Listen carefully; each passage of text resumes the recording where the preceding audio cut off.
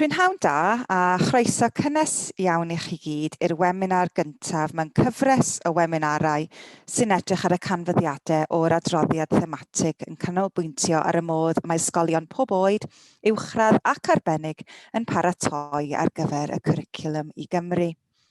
Rydym yn falch iawn fod gan gynifer ohonoch ddiddordeb yn y canfyddiadau hyn ac yn gobeithio y byddwch chi'n gweld y sesiwn hon yn ddefnyddiol ac yn gefnogol wrth ystyried eich taith tuag at gynllunio a datblygu'r cwricwlwm. Lowri Jones ydw i, dwi'n IM gyda Estyn a byddai'n llywyddu'r sesiwn hon. Bydd Alan Edwards, da chi newydd gwrdd â fe, sy'n IM hefyd, yn cyfrannu, a Michelle Gosni, sef yr IM, arweiniodd y tîm a gynhaliodd yr ymweliadau ar gyfer yr adroddiad hwn. Bydd sesiwn heddiw yn rhoi trosolwg o'n canfyddiadau cyffredinol a bydd sesiynau yn y dyfodol yn edrych yn fanylach ar agweddau penodol ar ddulliau o gynllunio'r cwricwlwm. Cyn i ni ddechrau, mae'n bwysig pwysleisio ein bod ni'n ymwybodol iawn o'r pwysau sydd wedi bod ar ysgolion a bod hyn yn parhau o ganlyniad i bandemig Covid-19. Rydym yn cydnabod bod yr adroddiad hwn wedi eiseilio ar ymweliadau wnaed cyn y pandemig ac mae'r ffocws i bob ysgol dros y 12 mis diwetha fu ymateb i anghenion uniongyrchol eu disgyblion yn hytrach na chanolbwyntio ar gynllunio strategol mwy hir dymor. Nid ydym am i'r webinar hon roi unrhyw bwysau ar ysgolion, ond rydym yn gobeithio byddwch yn gweld hyn yn fuddiol wrth arwain eich cynllunio pan fydd yr amser yn iawn i'ch ysgol, y staff a'r disgyblion. Michelle ac Alan, rwy'n credu byddai'n helpu'r rheini sydd yma heddiw, pe gallech roi amlinelliad bras o'r fethodoleg a ddefnyddiwyd i gasglu tystiolaeth ar gyfer yr adroddiad. Thanks, Lowri. For this report, we visited 29 schools and we also used evidence from engagement visits that took place around about the same time, and they had a specific focus on preparing for the curriculum for Wales. Our methodology included meetings with senior and middle leaders and in a few cases meeting with pupils. We were able to scrutinise plans to see both how schools were approaching their reform journey and what specific plans they were putting into place or had already put into place. In a very few cases, we could start to see how this was impacting on the provision for pupils. In deciding which schools to visit, we felt it was important to achieve a balance between those schools that have been directly involved in the design process with Welsh Government and those that were less directly involved, and therefore relying on messages and guidance from the pioneer, innovation schools, regional consortia and local authorities. Thanks, Michelle. And during the next part of this seminar, Michelle and I will consider the main findings from the report. As I said earlier, please feel free to enter any questions into the chat facility. I'm going to focus today on what we saw that was working well, and what we learnt were some of the barriers to making progress. What I think is important to stress is that these points are being made within the context of these individual schools with their unique set of strengths and areas for development. Any of the points made should be considered by delegates within the context of your setting. I think it's worth mentioning here that leaders and teachers feel positive about the opportunities that the Curriculum for Wales provides. In special schools in particular, they welcome the way the Curriculum for Wales promotes a more personalised approach. They welcome the focus on pupils' well-being and their personalised learning experiences, and feel the curriculum encourages an approach that customises learning to each pupil's strengths, needs, skills and interests. Now, understandably, many of the schools that have been involved directly in curriculum reform as pioneer schools, quality improvement schools or innovation schools are generally further ahead in their thinking about curriculum design than others. Well, Michelle, as well, I think it is fair to say here that those schools have had time to be able to trial, refine and evaluate their approaches over a period of around 2 to 3 years. In very few cases in these schools we visited, we did start to see they've been collecting the views of pupils and staff after each trial to evaluate whether the experiences were beginning to improve. Michelle ac Alan, allwn ni symud ymlaen nawr I feddwl am y pethau rydych chi wedi hamlygu fel pethau sy'n gweithio'n dda I ysgolion uwchradd, arbennig a phob oed. Yn yr adran hon, byddwn ni'n rhoi trosolwg o ba mor effeithiol mae arweinwyr yn datblygu gweledigaeth glir ar gyfer y cwricwlwm ac addysgu mewn ysgolion, ac yn ystyried sut mae'r diwylliant o wella addysgu yn barhaus yn helpu'r ysgolion hyn i baratoi ar gyfer y cwricwlwm i Gymru. So what do we find is working well? The first point to stress is the importance of clear, effective leadership. Where leaders, but particularly the head teacher, have a positive attitude towards curriculum innovation, strong communication and a culture of sharing are key aspects of their work. Head teachers' clear commitment to and understanding of the new curriculum form the basis of a positive ethos that permeates the schools that are working effectively. These leaders encourage a bespoke approach to curriculum design, always considering the best approach for their school. The time spent by leaders on developing their staff's understanding of the curriculum for Wales is key to developing mindsets that are open to change and willing to try new approaches.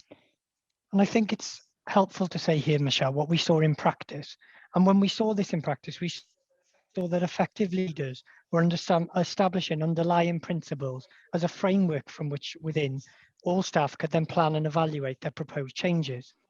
Whilst these principles may have been a different focus depending on each school's context, we did exemplify in the report. Some of those were identified as Bishopston Comprehensive School, and also Bishop Headley Catholic High School made use of a roadmap to ensure that all stakeholders had a clear understanding of the actions that the school were taking towards their reform journey.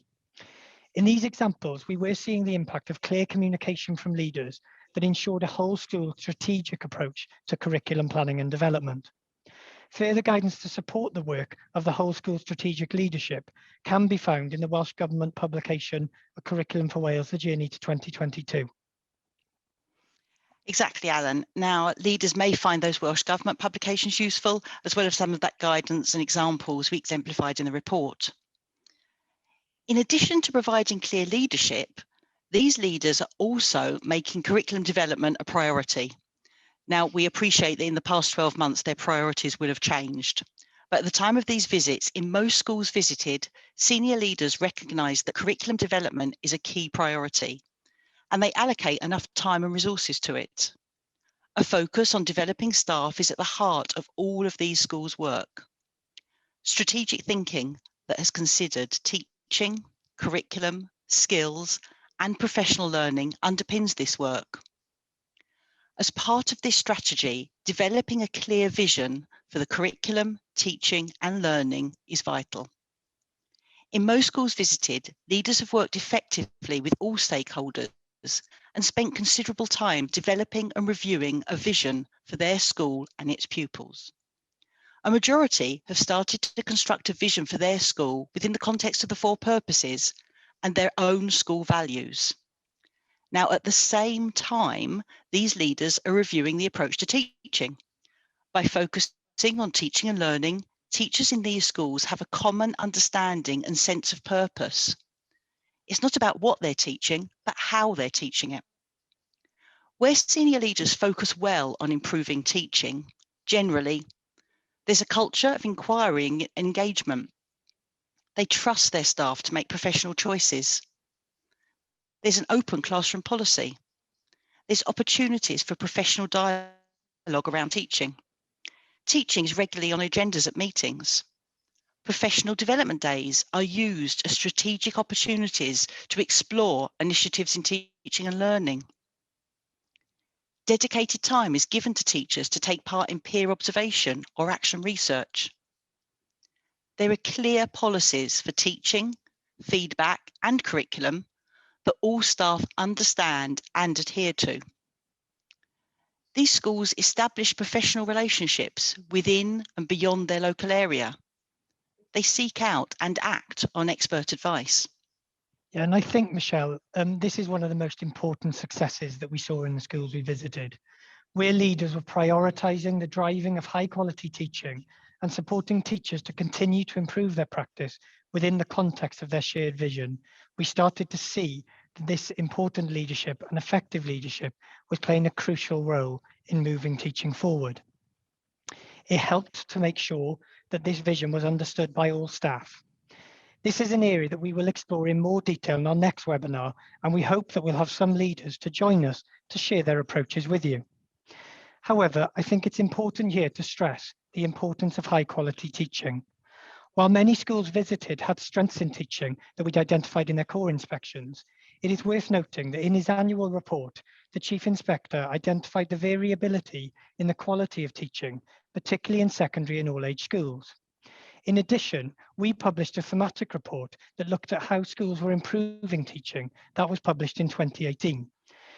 If it might be helpful for delegates to consider this report as they look to improve their teaching. This report identified that in schools where they have effective pedagogy and teaching, leaders know their staff well. They understand individual teachers' current level of practice and the steps that are needed to take to reach that teacher's next goals in improving their own teaching. Leaders understand that just gaining more experience does not necessarily improve teacher performance, and they prioritize professional learning to continually develop and improve teaching. The message remains that a focus on high quality teaching will be a priority for all schools, particularly as they plan towards the reform and curriculum for Wales. Now, while maintaining the focus on high quality teaching and a clear whole school vision, what other features did we see that's in schools that were successfully preparing for the curriculum for Wales? Effective management of change. Where leaders manage the pace of change sensitively with a calm, measured approach, then teachers engage positively with the process of innovation and change. Effective leaders review honestly how their current school curriculum is aligned with the four purposes. In addition, these leaders are aware of the strengths and areas for development relating to teaching and learning in their schools. These leaders stay true to the established principles and values of their school, remain focused on high quality teaching and learning, and make changes when needed to improve the quality of education for their pupils. This ensures that staff understand the reasons behind any changes and therefore buy into them. These leaders empower teachers to take considered risks. Staff enjoy the opportunities to be creative and to experiment. And where this works particularly well, there is flexibility and a realization that the approach to the curriculum does not have to be the same across all disciplines or areas of learning and experience, but should be adapted to suit the subject matter, the learning environment, the teacher, and the pupils. In addition, these schools are working collaboratively. Leaders are thinking about how they can increase time for staff to work together. Where this time is used most effectively, it helps to break down barriers between subject areas and facilitates joint planning while maintaining subject specialisms. Groups of teachers not only plan together, but also evaluate the impact of changes promptly and take swift action where trialled approaches do not work. In addition, a minority of the schools visited make effective use of school-to-school collaboration. For example, developing work between primary and secondary schools.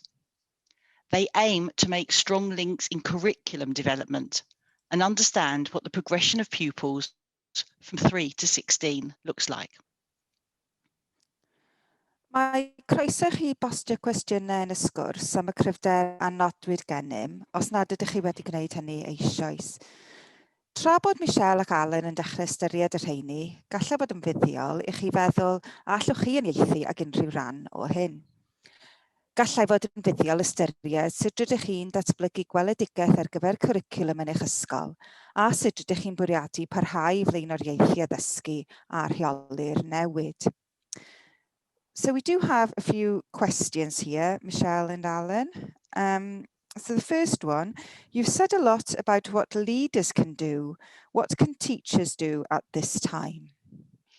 Yeah, I think we have identified a fair bit there on what leaders are doing to develop their vision and teaching across their schools. And the reason we've done that is that we identified as part of this report that that's the kind of starting place for designing your curriculum. But what we would hope is that teachers are contributing to helping to develop that vision in schools so it becomes shared, but also that teachers begin to trial and refine some of their approaches in line with that vision, so that they're starting to think about what works well and what they might like to adapt as they move forward. Thank you. This is one about our work as an inspectorate. So how will inspection be aligned to support the development of curriculum for Wales? Yeah, thanks for that. I think we are, it's important to say that we're currently working on our new inspection arrangements that we hope to begin next academic year. And as part of that, we're making sure that those arrangements align to the journey to 2022 so that they provide schools with that approach that we see in that document that's been published by Welsh Government. But also, as we always have, we would look at curriculum in a positive way. We do that currently in our framework now. We don't have any specific approaches that we look for. We consider how well the curriculum the school is developing is impacting on pupil progress and supported through high quality teaching. Thank you. As you say, that is in our current framework, isn't it? That encouragement of innovation and creativity and so on. Right, this is about the visits. So it has been some time since you conducted these visits. Do you think much will have changed since then? I would suggest, Laurie, that yes, in the schools that we visited, we would hope that they have moved on in their journey, although we understand that the pandemic will have altered plans, I'm sure. But equally, there will be some schools that are still at a starting point. And so we think that this thematic will be useful for all schools at any point on their journey into curriculum reform. And we are publishing cameos of interesting practice on what is currently going on in schools as well, with the most recent ones published yesterday, I believe. So I think we'll move on. Felly, diolch i chi'ch dau am hynny. Byddai nawr yn fuddiol pe gallech chi ystyried yr rhwystre rhag cynnydd a nodwyd gennym yn ystod yr adroddiad thematig. Okay, so the first barrier we identified was the lack of whole school strategic planning. Now, what we mean by this is that in a few schools, senior leaders do not fully understand or embrace the underpinning aims of the new curriculum. These leaders do not think or plan strategically enough when developing their vision for the curriculum, learning and teaching in their schools. A few schools copy the approach, structures and content of the curriculum of other schools rather than developing their own arrangements. In addition, a few schools jump into developing thematic approaches to learning without first establishing their vision for the curriculum as a whole, or how they will improve the quality of teaching. This reduces the benefits to a school of going through the change process of review and reflection, and may result in a curriculum that does not serve the needs of their pupils and limits buy-in and support from the local community. Yeah, I think this is a really important barrier for us to consider, Michelle, and it links strongly to the earlier examples you talked around the strength of developing a clear vision for curriculum and teaching in schools. And I think it might be helpful to say where we see examples of this working and where it's not, where it hasn't worked as well. And where we see examples of this practice not working as well, it's often as a result of leaders and teachers moving too quickly to the detail of what they will teach, without first planning their curriculum and improving the quality of teaching. In some cases, and we do see this on inspection, leaders have developed thematic approaches to curriculum design, which lead to superficial links being developed, and this doesn't always support learning well. For example, we've seen cases where a whole school or an area has been allocated a theme, and it's been developed before the learning has been considered, so they're not thinking about the learning they want to take place as they move forward. And this has often resulted in teachers focusing so heavily on the theme that they've been allocated that they're not provided with the space or time to plan for the learning in their subject discipline. It is, of course, important that subject disciplines don't work in isolation. This could prevent teachers exploiting the natural links that exist between so that they can reinforce and improve learning. And it's really important to say here that we're not saying thematic learning can't work. There are schools that develop these approaches carefully and have developed strong links within and between disciplines.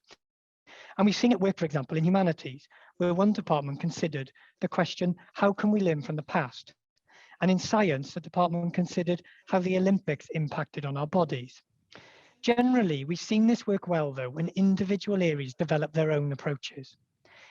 It's important first, though, that schools focus on the vision for what they want their pupils to learn and that they're adaptable and responsive to the individual areas and disciplines.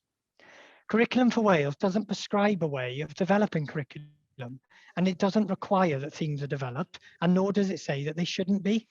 But a school's decisions should be underpinned by the how, the what, and the why they want their pupils to learn. Where leaders drive approaches effectively, they are responsive to the needs of pupils and the learning that needs to take place. They accept that for different areas, a range of teaching and learning approaches may be required. They recognise the importance of disciplines and encourage teachers to make strong links between these disciplines where it's appropriate. And this helps support the development of pupils' knowledge, skills and understanding. Coming back to teaching, we spoke in the first section about the importance of the quality of teaching. Now, improving the quality of teaching and developing an understanding of the interdependency between the success of the curriculum, assessment and high quality teaching is a key stage in preparing for the new curriculum. Where schools have weaknesses in the quality of teaching, their curriculum journey is likely to take longer and be more limited until the quality of teaching is improved. And it's also fair to say, Michelle, that where schools are developing their approaches to assessment, they're doing this to look at how they can support progression. And we're seeing it support the development of pupils learning well when they're considering how assessment informs their planning and their progression. In our annual report, the Her Majesty's Chief Inspector identified aspects of assessment that were strong, and in particular where it could be improved. For example, where we see questioning used well to monitor and check progress, pupils have a stronger understanding of their next steps. And in addition, where teachers are using this assessment information well, it informs their planning and teaching, and they're able to use this to support progression to make sure that it's focused and effective. Yes, Alan, and this links to my next point about professional learning. In most schools, staff have not yet had the relevant professional learning opportunities necessary for them to understand the whole school curriculum design process. As a result, schools tend to plan changes and activities in a piecemeal way, without developing a clear purpose or considering the impact on pupils' progression across the whole curriculum. Often these schools do not have effective systems to evaluate the impact of planned changes.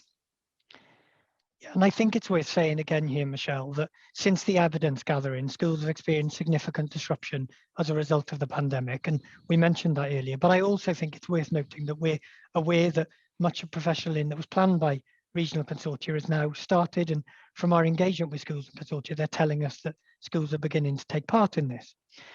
In our engagement calls with schools, we have though had a number of leaders say that they've needed to postpone much of their planned professional learning for Curriculum for Wales, and we completely understand that and recognise why that would have had to be the case. However, we are starting to speak to more and more leaders in our engagement with schools now that are telling us they're starting to feel the time is right to begin thinking about how they might action this again.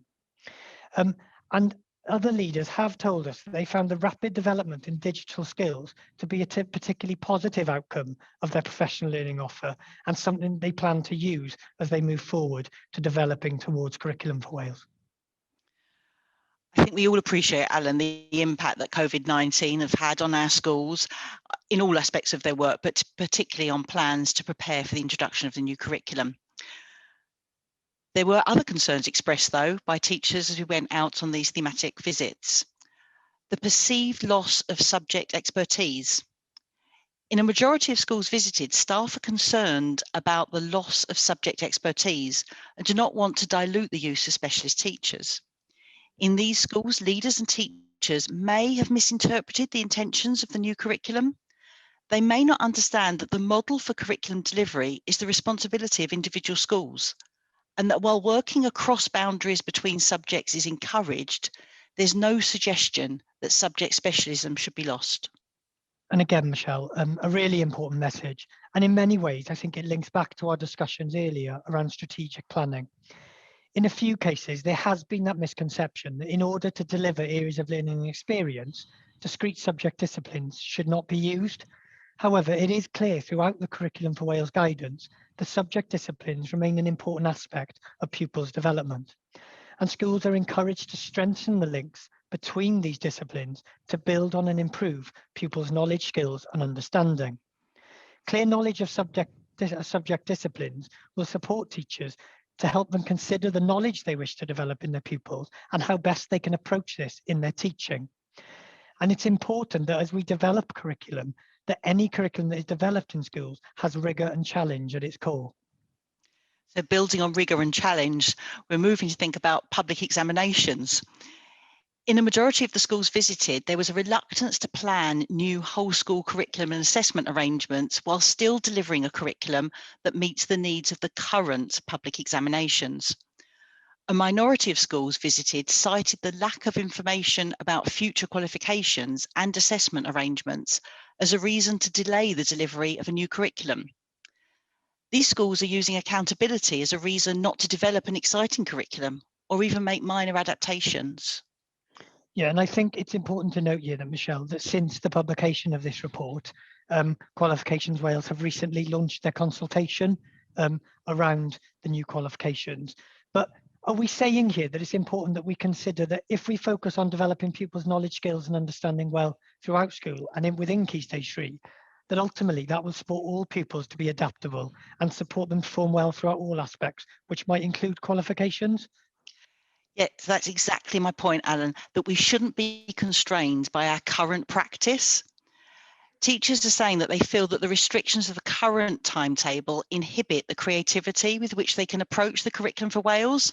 It limits that risk-taking we spoke about earlier. Many schools are reluctant to actually be bold with timetable design. Leaders and teachers are finding it challenging to think differently about the possibilities that currently exist within the school day. A few schools start a 3-year GCSE programme in Year 9. This means that pupils at the age of 12 are choosing options which narrows the breadth of their education experience at too early a stage and goes against the principle in the curriculum of a broad and balanced education. Yeah, thanks, Michelle. And I think it's worth saying we are seeing some schools move towards this 3-year approach for GCSE. And generally in these schools, we are seeing a reduction in the breadth and balance of the curriculum that's provided for learners. And it's likely that it could reduce the impact of a school's development of a curriculum for Wales. Another concern that could reduce the impact is the weak curriculum links between primary and secondary schools, and that's limiting planning for progression. Now, current curriculum links mainly focus on English or Welsh and mathematics, and in a few examples may include a transition activity across years 6 and 7. Transition arrangements focus primarily on pupils' well-being and supporting pupils who require additional support, which, while important, doesn't develop a clear understanding of what pupils have achieved already in order to build on a more effective Year 7 curriculum. Partnership working between Pioneer, Quality Improvement, Innovation and their partner schools to develop the curriculum has been limited in some areas. Yeah, when you talk about transition, Michelle, I think we're talking about the need to secure a continuum in learning for pupils as they move between year groups, but particularly thinking about how they move between primary to secondary. And it's important that we're ensuring that those learners are effectively challenged and encouraged to make progress. And although we do see a great deal of work around transition, it does not always support teachers well enough to understand what pupils can already do and the standards they've already achieved, so that that can help inform and support their future planning to secure more rapid progress for those learners. Do we see examples, Michelle, of it being done well? Yes, a school, Alan, in the report with a strong, well-established transition links is Fitzallen High School in Cardiff, and more details of their work can be found in the report. Finally, in a very few schools, change fatigue has reduced the speed with which schools have felt able to start planning for the curriculum for Wales. In others, staff expressed a fear of failure and worry that their interpretation of the new curriculum may be wrong. These leaders and staff often lacked the confidence and understanding to proceed with curriculum reform, and they're looking for more guidance or professional learning to help them. Thanks, Michelle. Lowry, do we have any more questions? Yes, we do. Right, here's one about vision. We have developed a vision for each AOLE, which then feeds into the whole school AOLE. Is this an acceptable route to take? Yeah, and I think this isn't about us saying whether it's the right approach for the school. It's up to individual schools to think about what works best for them in their context. But what it seems like from what you're saying there is the individual AOLEs, and it kind of comes back to one of the barriers we said earlier. They're allowing the individual areas of learning experience to think about their approaches, whether that's contributing to the whole school vision, which comes back to those strengths around everyone contributing to that shared vision. Thank you. There's some information here really, but you did mention the professional learning offer from the regional consortia. So Catherine has let us know about the cross-regional Curriculum for Wales professional learning programme that's available for head teachers and senior leaders. They can book to attend live facilitated webinars on developing vision through each consortium. There are also modules on how to develop AOLE specific vision within the national leader modules. And again, they're available through your consortia. So it's something you mentioned earlier, but it's worth sharing that information. Also, this is one about the Welsh Baccalaureate. Where does the Welsh Baccalaureate Skills Challenge fit in? Should it be within an AOLE or sit alone? Again, I think this will be a decision for schools to make as they prepare and develop their curriculum and think where it sits best. Obviously, as the skills challenge is developed as part of the qualifications, schools will be thinking about the information and how they integrate that into their whole curriculum. But I don't think it'd be for Michelle or I to indicate exactly where it should sit. It's about schools making sure it aligns to their whole curriculum offer and provides high quality experiences then for those pupils. Would you agree, Michelle? Yeah. There's one here about professional learning. How should schools evaluate professional learning? Okay, and I think we did see some schools beginning to evaluate their approaches to professional learning as part of this thematic. And what they were doing is they were starting to use the already established systems they had to evaluate things like lesson observations, learning walks, looking at pupils' work. And importantly, what we saw is them speaking to pupils about how the adaptations they were making were impacting on them and how it was changing and adapting their learning kind of experiences within that school. But I think what's important here is that schools think about, as they're looking at professional learning, that they think about, is it helping teachers to improve the quality of their teaching? Is it helping teachers to think about how Curriculum for Wales will support them to develop their approaches? But then ultimately, are the changes they're making having a positive impact on pupil progress and engagement in lessons? Thank you. You mentioned transition earlier. Will Estyn inspect transition more thoroughly now because they think it is so important? Okay, thanks for that. An interesting question. I think we already look at transition currently within our current inspection framework, and we do consider how well that supports pupils. But I think it would be interesting to consider how well it's helping staff to understand the progress pupils have made prior to starting in secondary and how that's being used to inform teacher planning as they progress. But we do already look at that as part of our inspection arrangements now. Yes, and actually it's sort of linked, but you mentioned a 3-year Key Stage 4 earlier. Are you saying that Estyn disagrees with a 3-year Key Stage 4? Yeah, thanks for that. I think it's not for us to say whether we agree or disagree with a specific approach. However, what we are indicating in this report, and we have also said it in the annual report, is that where we're seeing schools follow that route, what we are often seeing is that there's a reduction in a broad and balanced curriculum being provided for those learners. So I think if schools are doing it, it's important for them to think about whether they're still able to provide that broad balanced curriculum, particularly that Curriculum for Wales really prescribes as part of it, doesn't it? And it talks about all areas of learning experience being provided to pupils throughout their school career. Diolch yn fawr.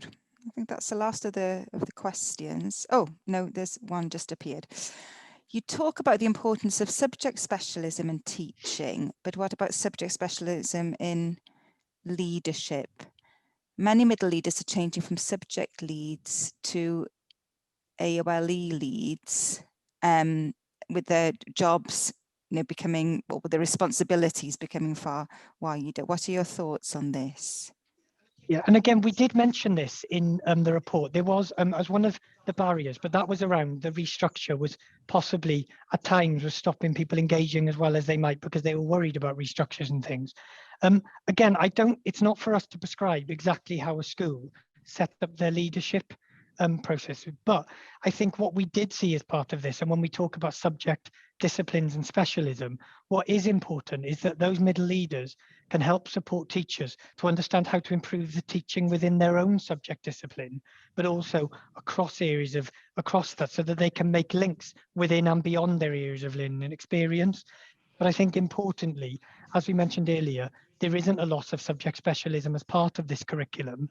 And it is important that teachers continue to be supported to develop that aspect of their teaching as well. And I think this is the last one, actually, but it's linked to subject specialism. How will Estyn consider approaches to disciplines where expertise is generally limited, such as something like dance? Okay, and again, I think when we're on inspecting schools, again, our inspection arrangements and framework is adaptable, and we look at whether what the school is providing is supporting those learners to make progress.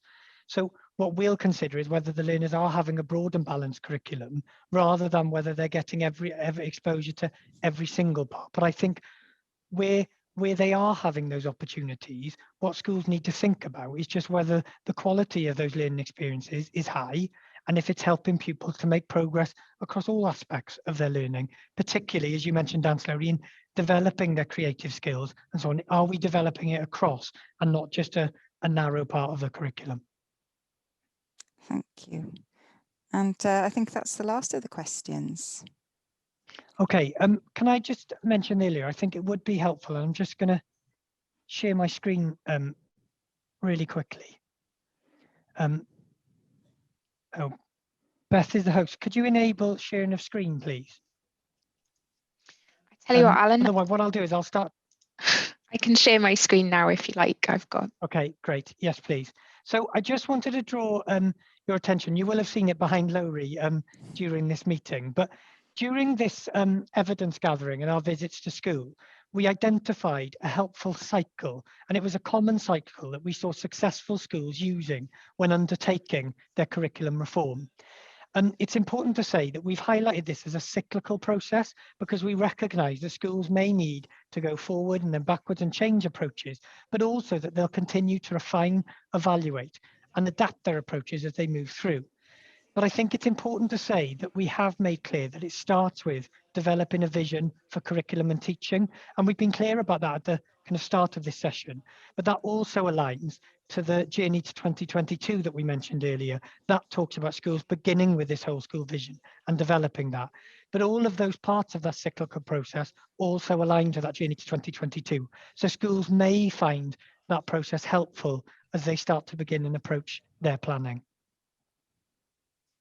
And can I just mention again, if we haven't answered any questions, we will publish a frequently asked questions after this. Diolch yn fawr, Alan, a diolch i Alan a Michelle am eu cyfraniadau heddiw. Diolch hefyd i Beth a Karen sydd wedi bod yn gweithio yn galed tu ôl y llenni. Ond diolch yn bennaf i chi am eich amser y prynhawn yma. Rydyn ni'n gobeithio'n fawr i chi weld y sesiwn rhagarweiniol hon yn ddefnyddiol ac yn gobeithio y gallwch chi ymuno â ni eto ar yr ail ar 20 o fis Ebrill pan fyddwn ni'n edrych yn fanylach ar agweddau eraill sef datblygu gweledigaeth ysgol gyfan a gwella ansawdd addysgu. Ond am y tro, diolch yn fawr iawn i chi a hwyl fawr.